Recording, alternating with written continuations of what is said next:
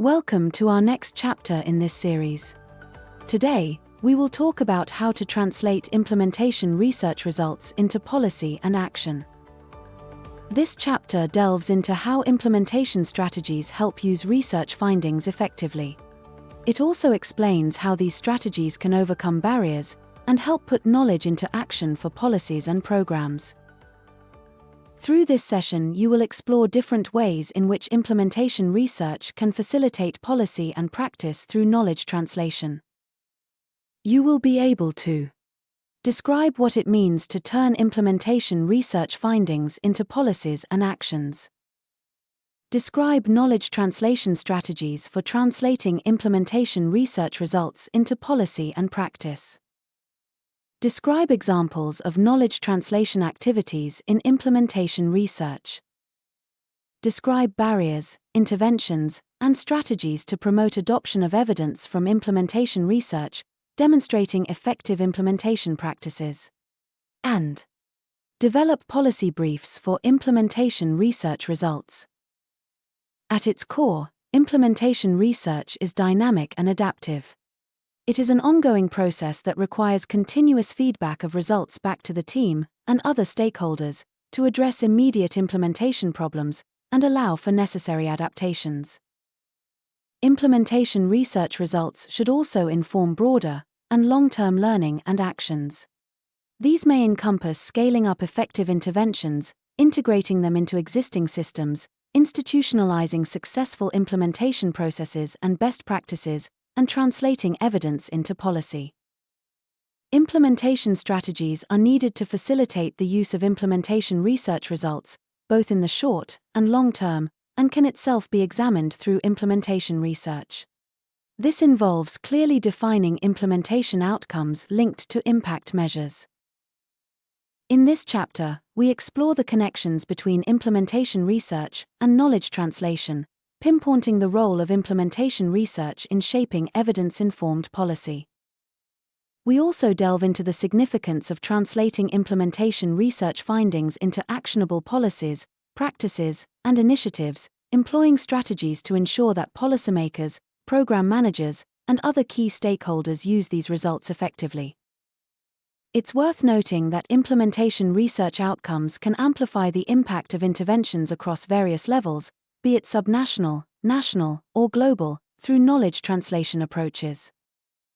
Effective knowledge translation necessitates the engagement of stakeholders at all levels as ultimate users of the implementation research findings. Therefore, implementation research teams must ensure comprehensive dissemination of results by tailoring and adapting messages to suit diverse audiences.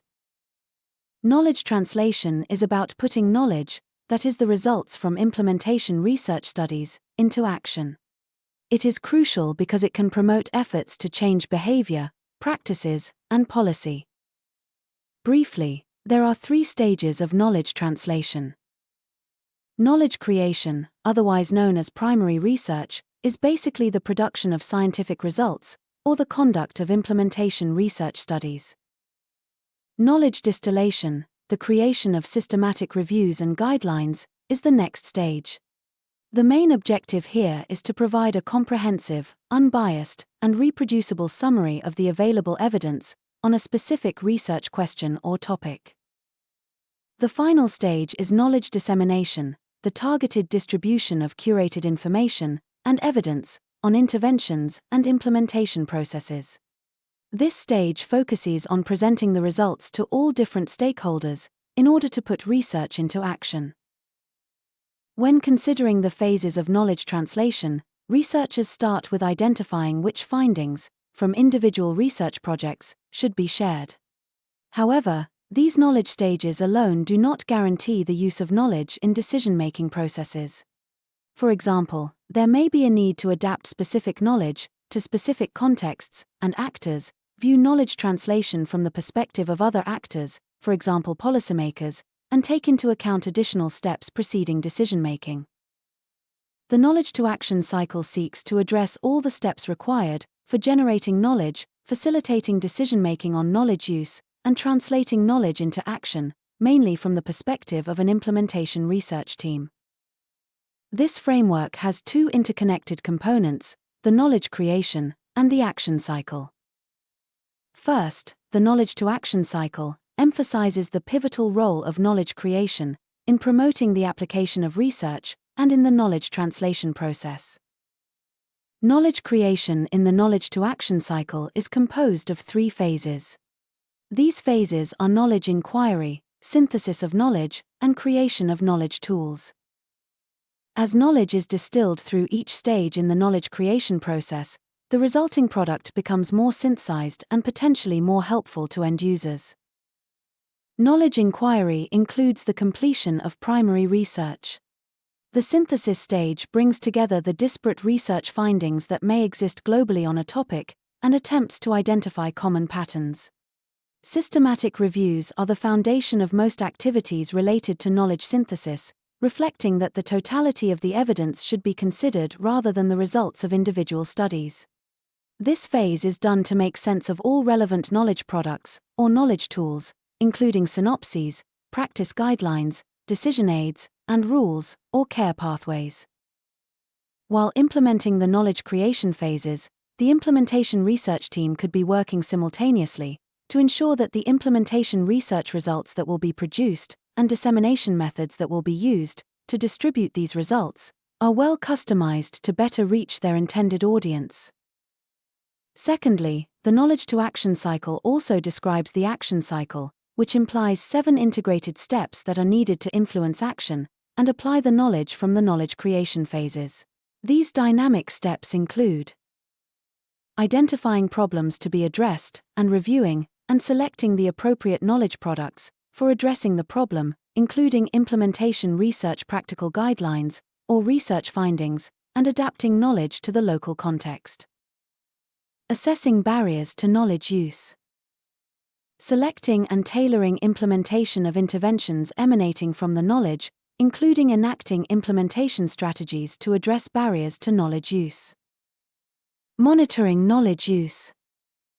Evaluating knowledge use. And sustaining knowledge use.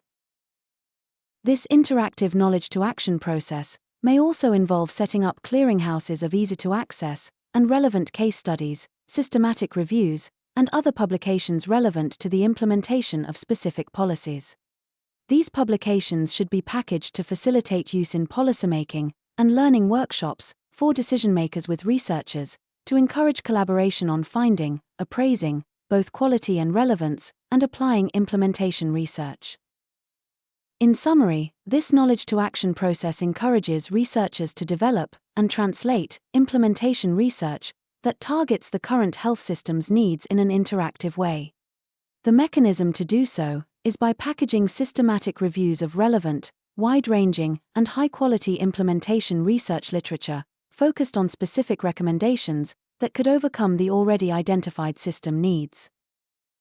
The final outcome of this process is the preparation of policy briefs and other executive summaries, such as practical guidelines, on implementation research results targeted to policymakers and final end users with shared leadership. Let's take a moment to look at how to translate implementation research results into action through a case study in Colombia. Tuberculosis is an infectious disease that causes high mortality and morbidity worldwide. In Colombia, TB incidence was 41 cases per 100,000 population in 2022. Until 2008, the Colombian National Guidelines for Contact Tracing and TB Diagnosis only included a 3-month home follow-up visit for individuals identified as TB close contacts. However, several studies conducted by a consortium TB working group that involved different national and local stakeholders, including the Ministry of Health, demonstrated that TB-exposed children had a higher risk of developing TB during a year post-exposure, and not only during the first months after exposure. To influence the national policy on contact tracing and TB diagnosis in Colombia, key results from these studies were tailored to policymakers and widely discussed in several national forums, internal meetings, and with different national stakeholders, in order to advocate for a policy change that ensures TB diagnosis among high-risk populations, for example TB-exposed children. Based on the strength of these knowledge translation activities, the National TB Control Program changed the national recommendation and expanded the contact follow-up period from 3 months to 1 year. To further strengthen the recommendations on the treatment and follow-up of TB-exposed children, and to have a greater impact on the prevention of childhood tuberculosis, the same group of researchers is currently leading the development of a national clinical practice guideline. This guideline incorporates the results of previous studies as well as ongoing local studies. As mentioned earlier, one of the key phases of knowledge creation entails the development of succinct and targeted knowledge products that can readily be disseminated to relevant audiences. In other words, translating knowledge into something tangible and understandable by policymakers and other stakeholders. One example of a useful product that researchers can produce are policy briefs. The goal of these policy briefs is to provide clear and actionable information to policymakers, stakeholders, and decision-makers on a specific policy issue to influence their decisions and outcomes. They also provide options and recommendations for addressing the issue or problem. When developing a policy brief, you have to consider 3 key aspects. First, its purpose. A policy brief aims to convince policymakers, stakeholders, and decision-makers to take action. Second is the audience, which could be diverse, so it's important to use plain language that's easy to understand. And finally, the content should be short, no more than 2 pages, approximately 1,500 words, and it should focus on the solutions, without going into too much detail about how it was developed. It should also be based on evidence and draw from relevant expertise. The recommended structure for a policy brief includes the title, which clearly communicates the focus of the brief. The executive summary, which should be short, around 3 sentences, so as to grab the audience's attention and make the message clear. A background or introduction, clearly describing the policy issue on which the brief focuses, and should include all elements needed to understand it. Following the introduction, comes the policy options, or research overview, in which the researcher should consider what solutions have already been proposed. The researcher should then write about the organization's interests and positions, or analysis of research findings, detailing how it relates to the organization's perspectives and priorities. Close with a conclusion or recommendation for action. What should be done and by whom? And finally finishing with references. Let's talk about how to ensure adoption of knowledge tools by relevant actors or stakeholders. Although knowledge products, including guidelines and policy briefs, should be supportive and user-friendly tools to improve quality of care, clinical outcomes, and to generate change, the reality is that they are often not applied in real-world contexts. To address this, it's important to develop strategies to ensure that research findings are applied in the real world. Such real-world application can be facilitated by stakeholder engagement through policy dialogue and other engagement approaches, and with the direct involvement of policymakers, managers, healthcare providers, and researchers throughout all stages of the knowledge-to-action process. In order to optimize the adoption of knowledge products, first we have to identify the potential barriers related to its adoption and address them through appropriate interventions and implementation strategies. There are 3 levels at which barriers to adoption of knowledge products could occur. These levels include personal factors, knowledge product factors, and external factors. In the table, we present examples of barriers at each of these 3 levels, and the interventions and implementation strategies for addressing them. For personal factors, related to end-user knowledge and attitudes, a barrier could be lack of awareness, with the intervention for this being increased dissemination of the guideline, use of mass media to increase awareness and continuous education. Strategies for this could be dissemination strategies including dissemination and dissemination of training material, continuing education and education meetings, active learning from experts and opinion leaders, individualized feedback and group performance audit, and learning evaluations. Another personal factor barrier could be lack of skills. The intervention for this could be continuous education focusing specifically on skills development, and audit and feedback on individual performance.